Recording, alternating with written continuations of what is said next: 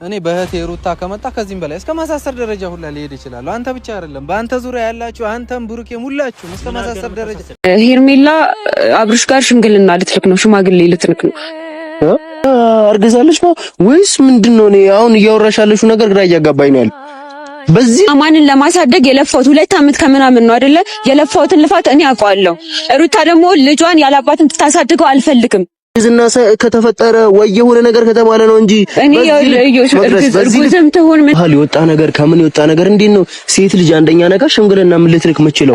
ላይ ዞሮ እንኳን ተፋታች እንኳን አፈቀርሽው የሚፈቀር ልጅ ነው ከዚህ በላይ አንቺ ልታገቢው እንትን ልትዩ ትችያለሽ ብሎ እያለ እኛ በሀገራችንና በባህላችን ሰምተን የማናቀውን እየሰማን ነው። ታዲያ ዛሬ እንግዲህ ከእዩ ኢንተርቴይንመንትና ከዚች ከወሮ በላ አጭር ሴትዮ የሰማነው ነገር ምንድነው?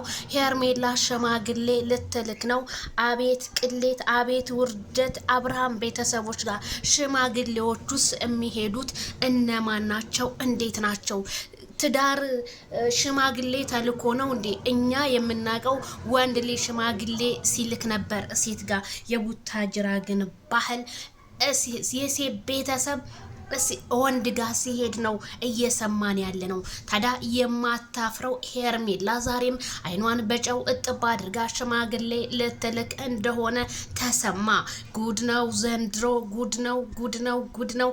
አብርሃም ታደሰ ታዲያ ከመሙ እንዴት አድርጎ ነው የሚያገግመው? ይሄን ነገር እየሰማ ማለት ነው።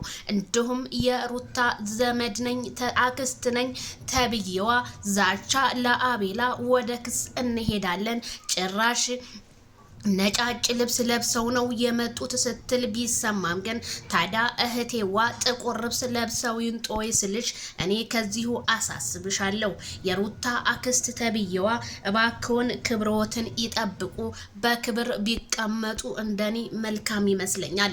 ምክንያቱም እናንተ አፋችሁን ዘግታችሁ ብትቀመጡ የተሻለ ይሆናል። ምክንያቱም ሩታ ማንም ሰው በትዳሬ ውስጥ እንዲገባ አልፈልግም፣ እኔ እንደ ጀመርኩት እኔው ጨርሰዋለሁ ስትል ትናንትና በሄርሜላ ቤት በእህቷ ቤት ተናግራለች ማለት ነው።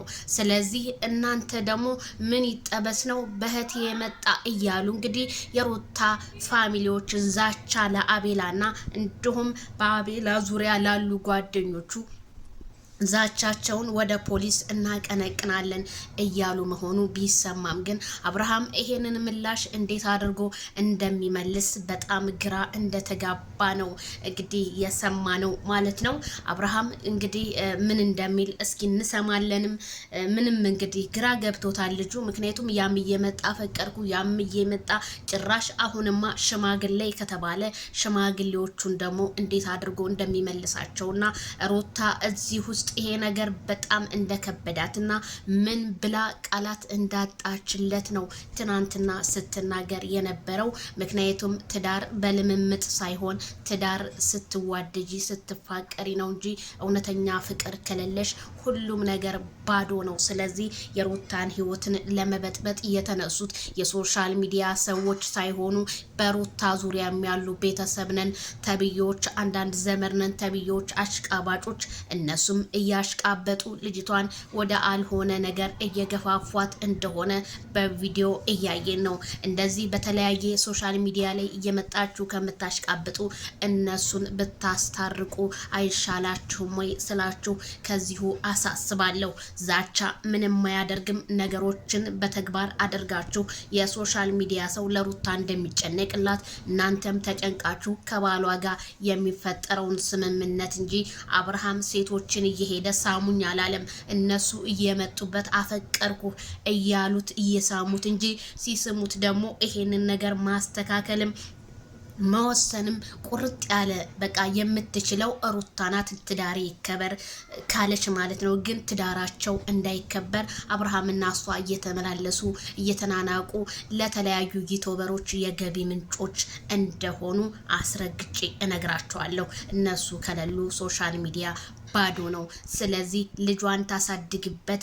ልጁ ያላባት ማደግ የለበትም ካልሽ አንቺ አሽቃባጭ ትናንትና የአብርሃም ልጅ ነው ብለሽ ስትመጪ ዛሬ ደግሞ ምን አለች ሩታ ያለንትን ነብሰ ጡር ናት ምናምን። ሄርሜላ እንኳን ነብሰ ጡር አይደለም ምንም ብትሆን አብርሃም ታደሰ እሷን በእንጨት እንኳን እንደማይነካት እኔ አስረግጬ እነግርሻለሁ ማለት ነው። ጭራሽ እዩ ኢንተርቴይንመንት የምታመጣውን ሰው ለይተወቅ። ተሄ ቀደም ልጅ አለኝ እኔ ከአብርሃም ብላ ስታባላ ነበር። አሁን ደግሞ ሄርሜላ ነብሰ ጡር ናት ሽማግሌ ላክ ወደ አብርሃም ጋር እያለች እያቀነቀነች ነው።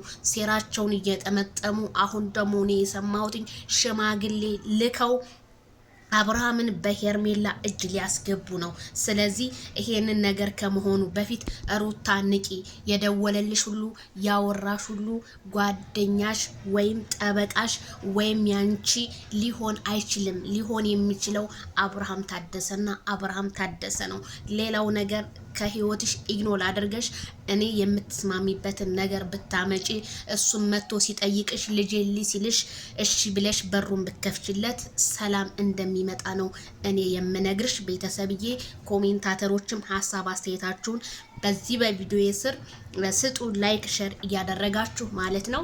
እኔ የምለው ይሄንን ነው። ጉድ ነው። ገና ብዙ ነገር እንሰማለን። ባይ ባይ።